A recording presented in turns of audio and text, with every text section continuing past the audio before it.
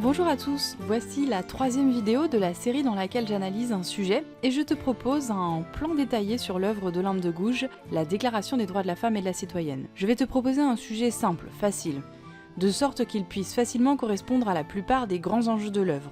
Mon analyse du sujet sera, contrairement aux autres vidéos, beaucoup plus simple. Je me concentre plutôt pour cette troisième vidéo sur le plan détaillé. Voici le sujet. La Déclaration des droits de la femme et de la citoyenne n'est-elle qu'une réécriture de la Déclaration des droits de l'homme et du citoyen de 89 ? On identifie rapidement la négation restrictive, composée de ne que. Le sujet nous invite donc clairement à remettre en question la thèse qui consiste à dire que la Déclaration des droits de la femme n'est fondée que sur une intention de réécriture.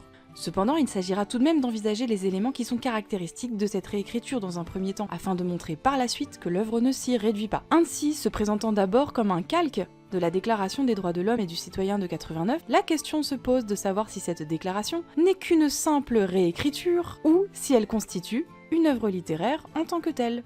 Dans un premier temps, une première partie répondra ainsi à cette problématique.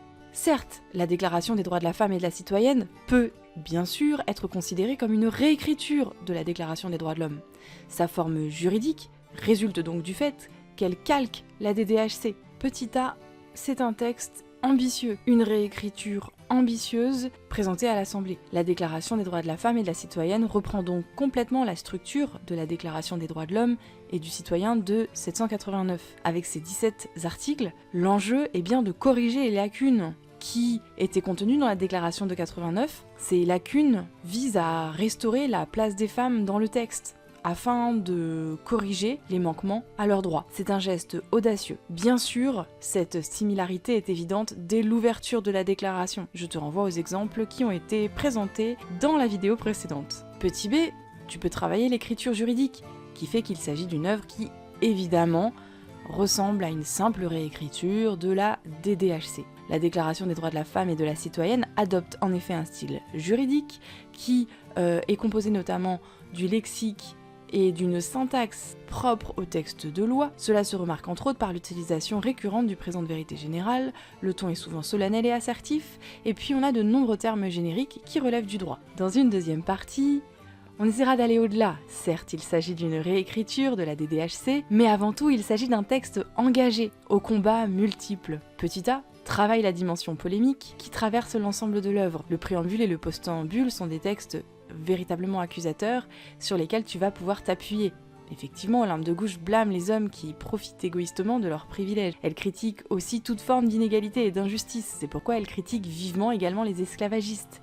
Elle exprime finalement son indignation suite à la Révolution française, qui n'a pas tenu ses promesses, ses engagements d'égalité pour tous et d'universalisme. Le ton est donc absolument polémique. Petit b, il s'agit d'un texte avant-gardiste, d'un texte novateur qui porte en lui les grands combats féministes à venir. Ce texte est novateur parce qu'on a des revendications majeures pour l'égalité. Elle revendique en effet pour les femmes un accès à tous les métiers, notamment aux fonctions importantes dans la société. Elle revendique une indépendance financière, le droit de vote, le droit au divorce, ainsi que d'autres droits concernant la famille. Ce sont pour la plupart des combats d'Olympe de Gouges, des combats qui verront leur avènement au XXe ou au XXIe siècle.